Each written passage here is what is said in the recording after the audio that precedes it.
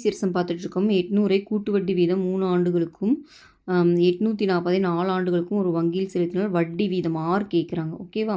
இப்போ வந்து பார்த்திங்கன்னா 3 இயர்ஸ்லேயும் 4 இயர்ஸ்லேயும் வேல்யூ கொடுத்துருக்காங்க. அப்போ ஃபார்முலா தெரியும் நம்மளுக்கு A is equal to P into 1 plus R by 100 to the power n. ஓகேவா?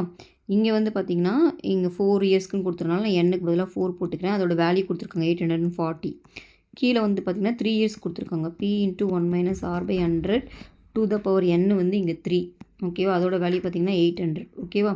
இந்த 0 கேன்சல் பண்ணிடலாம். இந்த பியும் கேன்சல் பண்ணிடலாம். இதை கேன்சல் பண்ணிங்கன்னா 1 plus R by 100.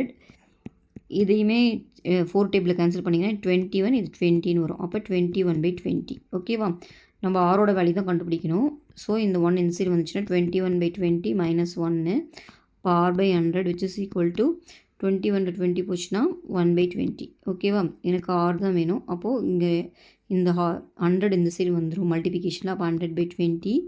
இந்த 0 கேன்சல் ஆயிரும். அப்போது இதை கேன்சல் பண்ணிங்கன்னா 5ன்னு வருது. அப்போ ஆரோட வேல்யூ பார்த்திங்கன்னா 5. இந்த சம்மோட ஆன்சர் 5%. ஓகேவா?